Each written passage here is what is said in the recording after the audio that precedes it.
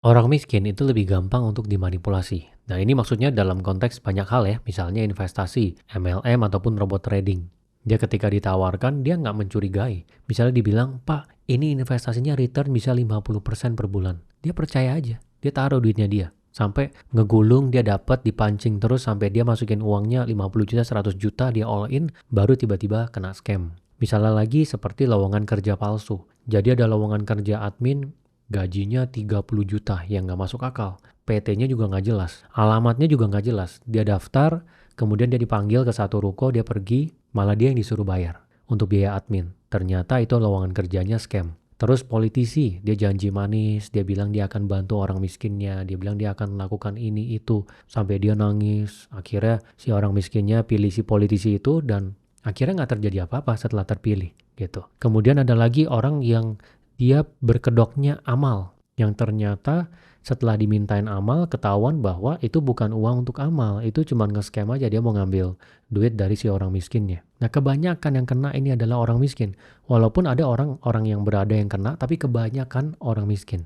Nah, di sini saya akan bahas alasannya kenapa orang miskin lebih gampang dimanipulasi. Yang pertama adalah tekanan ekonomi. Jadi orang ketika tertekan secara ekonomi, maka keputusan yang dia ambil itu sifatnya akan emosional. Mode dari otaknya adalah mode survival. Jadi dia modenya tuh bertahan hidup. Dia fokus ke short term, ya dia maunya yang instan, dan dia sudah putus asa. Jadi tidak ada logika lagi ketika mengambil keputusan. Contohnya misalnya di padang pasir ya, bayangin aja kamu di padang pasir, terus kamu benar-benar haus sekali. Kamu cari ke kiri kanan, kamu nggak ketemu air. Benar-benar haus sampai kering, batuk, bingung ya. Akhirnya di depan kamu ada air keruh. Kamu minum nggak? Coba kamu tulis di kolom komentar, kamu akan minum nggak? Kemungkinan besar kamu akan minum. Karena kamu benar-benar haus dan kamu nggak ada pilihan lagi. Memang kondisi orang miskin itu seperti itu. Ini saya ngomong orang miskin yang konteksnya ya benar-benar miskin ya, bertahan hidup dari bulan ke bulan itu susah. Jadi mereka itu cari solusi untuk cepat kaya. Makanya bisa kena tipu robot trading. Karena begitu dia lihat, wah ada investasi bisa 50% per bulan. Dianya nggak usah ngapa-ngapain, taruh duit aja, dapat 50%. 1 juta dapat 500.000, 100 juta dapat 50 juta. Dia masukin, dia akan anggap bahwa itu berkahnya dia. Dia mendapatkan berkah, dikasih kesempatan buat investasi tersebut. Dia nggak menganalisa bahwa itu bisa nge-scam dia. Kemudian alasan yang kedua adalah dari sisi literasi informasi yang rendah. Ya karena orang-orang miskin biasanya memang secara pendidikan dia itu nggak tinggi. Ya mungkin ada yang SD, ataupun yang SMP, atau mungkin ada yang nggak sekolah sama sekali. Jadi dia punya cara berpikir juga tidak setajam itu. Jadi kalau misalnya ada segala sesuatu, dia juga nggak cek sumber. Dia dikasih tahu suruh cek sumber pun dia nggak tahu ceknya bagaimana. Misalnya ada orang tawarin untuk MLM, 20% sampai 40% per bulan. Dia juga bingung, gimana cara ceknya? Ini benar atau enggak? Yang nawarin temen, ya udah percaya aja. Atau misalnya diajak sama satu grup besar gitu ya, yang namanya benar-benar besar, dia punya tanah nih, ayo kerja sama, kita bikin mall bareng, lu dikasih saham 30%. Tanpa analisa, tanpa cari konsultan sama sekali, dia langsung iyain aja. Dan nggak mencurigai, karena dia punya kemampuan berpikirnya juga nggak tajam. Dan seringkali dia mengandalkan opini lingkungan. Ini yang namanya social proof palsu ya. Jadi misalnya lingkungannya dia judi, ya, terus ada yang menang nih. Dia lihat judi menang, dia berjudi.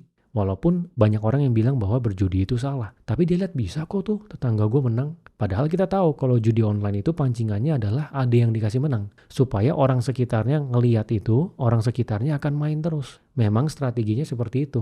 Dan kalau mau bilang ada nggak yang kaya dari judi? Ya nggak ada ya. Yang kaya adalah ya bandarnya. Itu kalau misalnya kamu tahu benar-benar cara bekerjanya judi online, maka kamu nggak akan mau judi lagi. Itu sampai ada orang yang ngejual franchise sistem judi loh. Jadi bisa ganti nama websitenya sesuka kita bisa setting, orang bisa menang berapa, kita bisa setting siapa yang jadi pemenang jumlahnya berapa. Itu semuanya bisa diatur sampai jenis gamenya mau apa di website judi online-nya. Itu ada franchise-nya. Jadi kalau misalnya kita udah tahu cara kerjanya seperti apa, kita nggak bakal mau untuk ikut-ikut judi online begitu.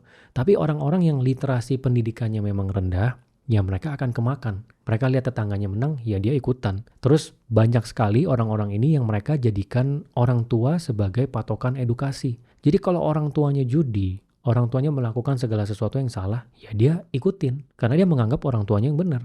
Ya memang di dalam kebanyakan keluarga ya orang tua adalah yang menjadi patokan anak ya untuk edukasi. Makanya orang-orang ini ya biasanya dari satu generasi ke generasi selanjutnya nasibnya sama, susah ya susah terus gitu. Kemudian alasan yang ketiga kenapa orang miskin lebih mudah untuk dimanipulasi adalah role modelnya mereka adalah orang-orang yang kaya. Jadi mereka itu benar-benar lihat siapa yang kaya itu yang mereka dengar. Ini benar-benar sesuatu yang terjadi di banyak negara ya. Dan makanya kalau misalnya kamu lihat di TikTok, orang-orang yang flexing-flexing kekayaan, itu bisa menjual produknya dengan mudah. Coba deh lihat owner-owner skincare, atau misalnya owner-owner parfum yang dimana dia tuh flexing kekayaan, dia kasih lihat rumahnya besar, terus dia juga tambah-tambah bumbu kesedihan, terus dia juga kasih lihat uang yang banyak di depan kamera. Itu orang miskin terpancing untuk nonton. Ya, ada yang sampai dia iming-iming lotre, jadi jual produknya itu diselipin uang. Jadi oke, beli produk ini ya.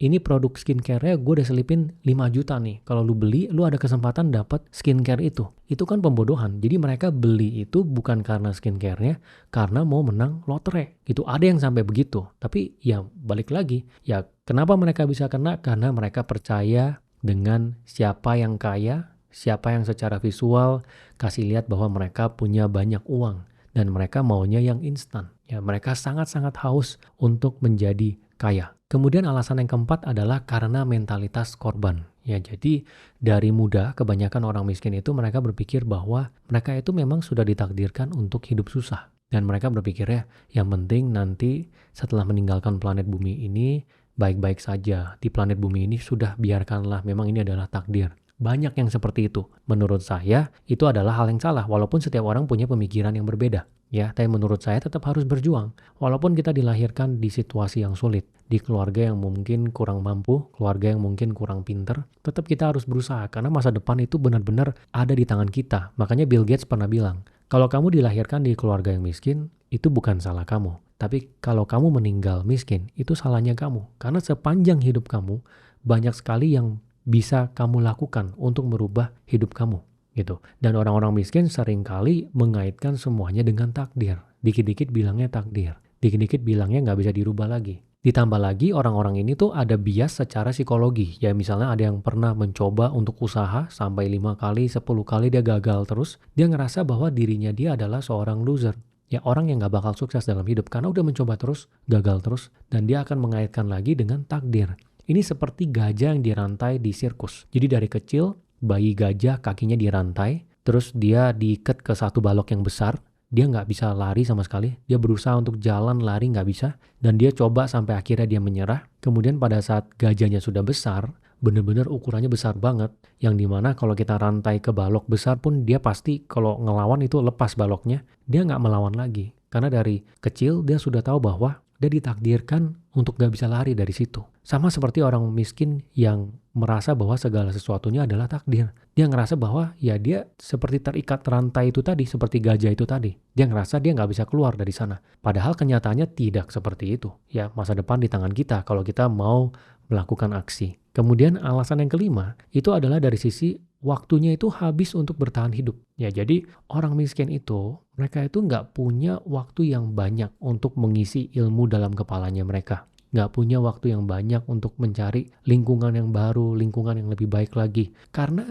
dia memang nggak ada waktu untuk hal itu. Dia bisa 12 jam, 14 jam sehari kerja keras. Itu benar-benar untuk memenuhi kebutuhan hidup mingguannya, bulanannya, yang dimana itu nggak pernah cukup. Dan dia ada banyak cicilan, ada pinjol, ada gadai, ada KPR lagi mungkin, yang dimana ini kerjaannya dia itu udah menguras dia punya energi habis-habisan. Makanya dia berada di posisi yang sangat sulit gitu ya. Dia mau alokasiin waktu untuk dia bisa keluar pun juga susah gitu. Dan ini ada satu studi ya dari orang yang namanya Sandil Mulainathan, nanti kalian bisa Google ya, dia bilang bahwa kalau orang yang miskin itu, yang miskinnya parah itu secara kapasitas kognitifnya itu bisa turun.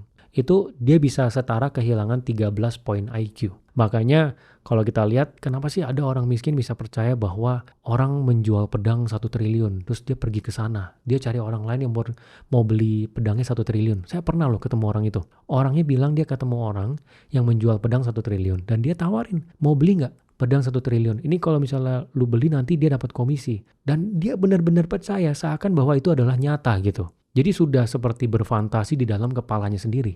Kenapa ini bisa terjadi? Ya tadi, ya mungkin karena dari sisi dia punya tekanan secara keuangan benar-benar sangat berat sekali. Dari sisi keluarganya, dia takut untuk gagal, ada banyak masalah, terus dia sangat-sangat cemas. Akhirnya cara berpikirnya sudah irasional. Dan ini bukan hal yang gampang untuk dicari solusinya ya. Banyak sekali orang yang bilang ke saya, aduh gampang pak, mereka tinggal alokasi waktu aja kalau benar-benar niat. Kamu harus benar-benar ketemu sama orang yang benar-benar miskin, yang susah untuk bertahan hidup dari hari ke hari, minggu ke minggu, sampai bulan ke bulan. Kemudian lihat benar-benar situasinya dia. Misalnya kerjanya itu secapek apa, dia dimarahin bosnya di kantor, ada tagihan naik yang uangnya nggak cukup, terus dia punya cicilan hutang nggak kebayar, dia dikejar sama debt collector.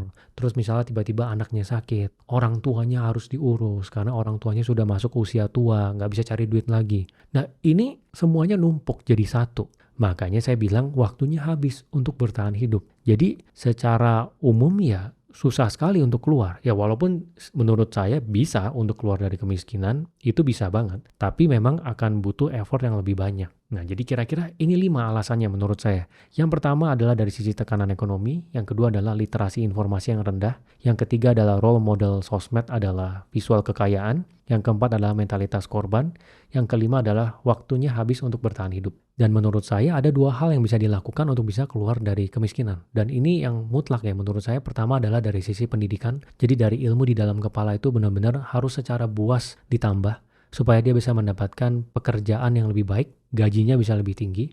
Kemudian dia juga bisa mencoba untuk berusaha, ya berbisnis yang dimana pendapatannya bisa naik juga. Dan kemudian yang kedua adalah dari sisi lingkungannya. Lingkungannya harus dirubah. Orang yang miskin dan termanipulasi, biasanya lingkungannya itu juga lingkungan yang nggak baik. Jadi dia harus cari cara gimana supaya merubah lingkungannya. Bisa juga pindah tempat tinggal. Kan ada tuh salah satu artis yang di interview dia bilang dia sampai pindah tempat tinggal ke daerah yang elit. Kenapa? Supaya cara berpikir dia berubah, teman-teman di lingkungannya itu berubah semua. Itu benar, karena memang efek. Lingkungan di sekitar itu punya efek ke kita sangat besar dari vibrasi, motivasi, cara berpikir. Ya kemudian kita melakukan apa, misalnya orang judi, kalau teman-teman kita semuanya judi, lama-kelamaan kita akan coba judi juga. Apalagi kalau kepancing lihat teman ada yang jadi kaya karena judi, dikasih menang sama bandare gitu. Jadi 2 itu ya, pendidikan dan juga lingkungan. Semoga apa yang saya sampaikan di sini berguna ya. Kalau misalnya di sini kalian ada yang berada di dalam kemiskinan dan berusaha untuk keluar, ya dengarkanlah baik-baik apa yang saya katakan, yaitu dari sisi pendidikan dan juga lingkungan. Semoga membantu ya.